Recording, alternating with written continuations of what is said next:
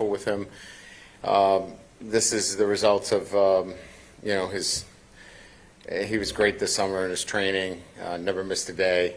Probably a little bit of too much work in that sense, where he had some inflammation in the knee. We took an MRI, a bone scan, everything looks really good. Now it's about just getting him back moving. So he'll do some agility and some movement tomorrow, with the hope that Wednesday we've got him back out on the field. Coach, over here to your right. Through 4 years, there's been a lot of intensity in practice, but I think up front it's been a lot more different, a lot more competitive in some situations. Have you felt like early, even being a weekend, that there's been a lot of intensity between the offense and defensive lines? Yeah, I think intensity is, first of all, a mindset, and having the right guys that bring that intensity certainly helps. Then how do you create that, right? I think through recruiting, you create that intensity as well, and competition. So if you add all of those things together, look at the offensive line. You've got 5 guys competing for spots. So there is that piece where it brings out an intensity. I think you're looking at guys that are physically and mentally developed through the program, that bring that every single day, that mindset. And I say this on both sides of the ball. So when you're stirring it, right, you're stirring the drink and you put all the ingredients in there, sometimes you really got to work hard at getting that intensity, and sometimes you just add water. This group is much more about just adding water. They have those traits. And they have that situation where there's so much competition. We haven't had that competition, quite frankly. They're the starter. It's hard to bring that intensity every day. So I would add those factors into why what you're seeing is actual and true. Coach, to your left, can you talk about just the addition of Alex Atkins, and what sort of contribution has he had and added to the run game? Well, Alex is a veteran coach, and anytime that you can add somebody that has had the kind of career that he's had, and influencing in particular as a coordinator and as a run game coordinator, you're adding another piece to a championship program. And so that experience, that success, that confidence, that ability to really focus on a run game, just makes us a better football team. Coach, over here. Brian, 6 INTs for the whole team last year. You brought in a lot of portal guys. If you could talk about Mansour Delane, Jakeem Jackson, Halsey, and DeMarcus Cooley, and what they bring, and how you guys are stressing with Blake, more takeaways, more turnovers. Yeah, I think part of it, again, is, going back to the intensity piece. When you create competition, guys are going to do exactly what you ask them to do. They're going to trust the teaching. If they don't, they won't play. And there's no better motivator than playing time. And so I would add Ashton Stamps, PJ to that mix. Pickens. I mean, there's a lot of players out there. Deshaun Spears, Javian Toviano, and you just mentioned 5 or 6 yourself. When you have that many players, you can show them, this is what I need from you. This is what we expect in terms of how you play the ball in the air, how you don't give up free access throws. And that competition draws out the best in the entire unit. Yeah, Coach, to your left, or I guess your right. Harold. I wouldn't know either. My left. Harold was really flying around the ball today. He looks like he's getting more and more comfortable by the practice. Can you just talk about what you've seen from him and his new role on this team, and what he's looked like? Yeah, I think it's a familiar role for him.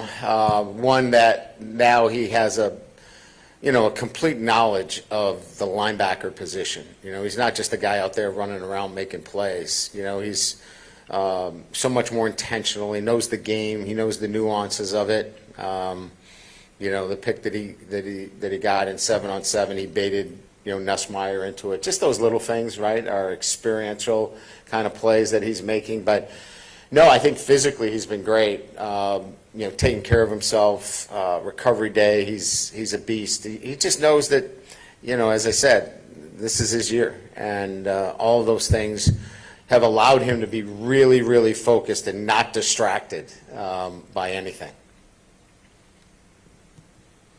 Hey, Coach. Number 88, Bernard Gooden, seems like he's really flashing and doing a lot out there. What have you seen out of him so far? He's really flashed. He's doing a lot of good things. He brings a high motor, right? He's a guy that brings energy to the group, intensity to the group. I bring up that word again that was mentioned. So I think that's bringing up everybody in terms of the competition level. His abilities fit the defensive structure that Blake likes to run. We're aggressive, move in the front, and he just has a great sense in terms of getting off blocks. And sometimes that's a hard trait to teach. You just can or you can't, and he's very difficult to block. Yeah, Brian, has Aaron Burrell improved enough to maybe be a long-distance field goal specialist for, and a pooch one, because he hits the ball a mile high from 30 Yeah. yards. Yeah, we like his progress, certainly. We were very intentional in the offseason. Jack Marucci did a great job with our kickers. He worked specifically with them, with TrackMan, and increasing their leg speed. Aaron's consistently been in the low 70s, which is elite NFL speed. He's just got to throw strikes. He can kick it from whatever distance you throw it out there, but he's got to put it through the uprights. And that's what he's working on, his accuracy, which is about consistency in his steps and all the things that go to just, hitting it down the middle every time. On the other hand, Damian Ramos has increased from 67 miles an hour to 71. That is a huge increase. And again, I give Jack and his sports performance staff incredible kudos for the work that they've done with him to stretch him out, if you will, right? To get into the high 50s and that range that not only may we need, but the NFL is going to need it. Because we know about his demeanor in the moment. The big moments, he's never backed down. He's been excellent in the big moments. So we feel like we're really blessed with both those guys. Brian, right here. Last week we talked about the continuity with your coaching staff, and you said that Blake and Joe don't have anything to prove. What kind of growth have you seen in those two over the last year, I guess, whether it be anecdotal or just comfort level in their positions? Well, I think from a staff standpoint, more than anything else, is understanding the expectations of, the way we want to teach our players and how we coach them on a day-to-day basis. We want to be positive and demanding at the same time. I think they feel really comfortable from that perspective. So my first prerequisite is, what are the relationships that you've built with the team and the individuals on your unit? And I think both of them feel so much more comfortable going to year two, that know the guys and know their strengths and weaknesses. And then, as what I said earlier, is that I think that they're at that point now where they've gone through a season, they know what the SEC looks like, they know what to expect each and every week. And that knowledge, as we've kind of, looked at Garrett Nussmeier in the same way, right? Garrett comes back for a second year. That experience is going to be awesome for him, and it'll be for those guys. Hey, Coach. Jason Sharon from Gridiron Football. Just want to ask you about Jawan Johnson, just his versatility and seeing him at quarterback, running back, receiver, and obviously he was a deep B last year. So just talk about how he's adjusted to those new roles and what you want to see from him moving forward. Well, he's given everything we've asked him, probably more. He's a special kid. He'll do anything. We got him working at quarterback right now. Wide receiver, running back. I think when it comes to making a decision on Jawan, it's, how far do we go this year with him? Because we didn't redshirt him last year. And I want to make sure that his time is valuable and impactful. So whatever happens with Jawan, he's going to play 4 games. The question is whether he plays 5. And that will be dictated as he performs and as the offense kind of works around him. But we love him and what he's doing for our program. Hey, Coach. Trey Green, I noticed the other day, Coach is working with the fundamentals of blocking with him. How's that part of his game coming along? Well, here's the first thing that I can say. You can't be an inline blocker at that position unless you're willing. And I've had a lot of really good inline blockers that weren't willing. Inline tight ends that weren't willing. He wants to get in there and mix it up. So this is really about taking a guy that's 6'7", that's long levered, and getting him in leveraged positions. You might say, well, he's in great leverage. Well, the game is played from low to high. And so we've got to get him in great leverage positions, and that's really most of it, is not playing too high. And that's not an easy feat at his position in terms of his size. Hey, Brian, seems like y'all have had a few different left guards over the past couple of days. Mabenga, Chester, I think Cohen-Eccles got in there at one point.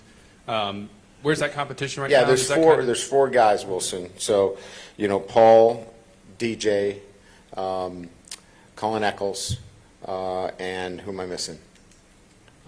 Yeah, Thompson. So those four guys, 1A, 1B right now.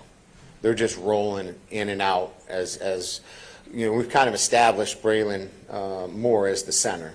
And so those four guys are working, and DJ would be our number 2 center.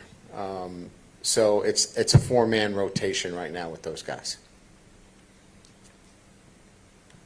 Not to double coach, but when are you going into full pads? How many scrimmages are you going to have and in fall camp? And that balance of hitting with full contact and not beating up your team, is that getting better or is it tougher with all the depth now? No, I think it'll be fine. We tackle tomorrow. So our 6th practice, they allow you to tackle by NCAA rules. Then you have to be a percentage of all your practices have to meet a criteria. So our Saturdays will be pretty much, our night Saturdays will be pretty much scrimmages. So you can count on those days for the most part as scrimmages. Again, tomorrow, and then we go on Wednesday, which will be, a 2-hour practice. It'll be the first time we get 2 hours of exposure. And, that will be much more situational work. So tomorrow, big day for them. Wednesday, a lot of situational work.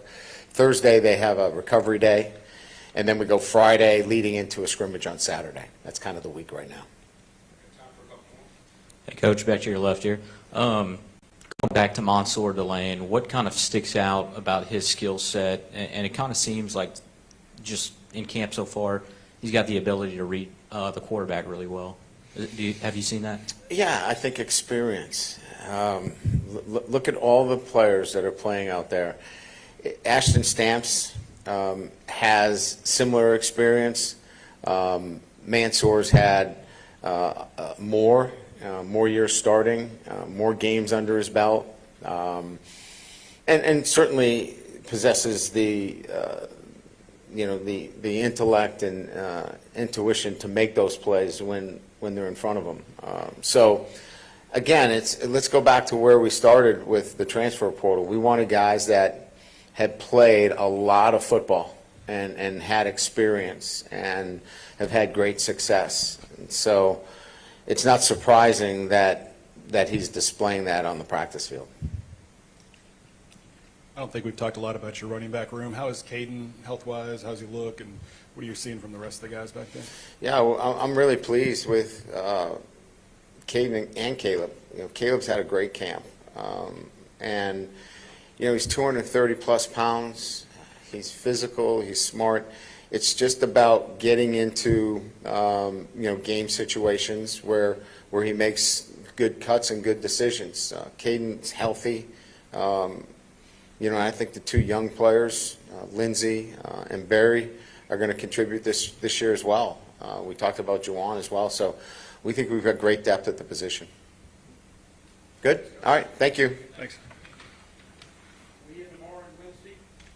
You guys can come. Just anecdotally, we moved 30,000 pounds of food yesterday at the food bank, and that is generally a week's worth of work. And all you had to do is tell our guys that if they were done, they could go. So it's easily motivating 18 to 21-year-olds. It's not too hard. So 30,000, just in case anybody was asking.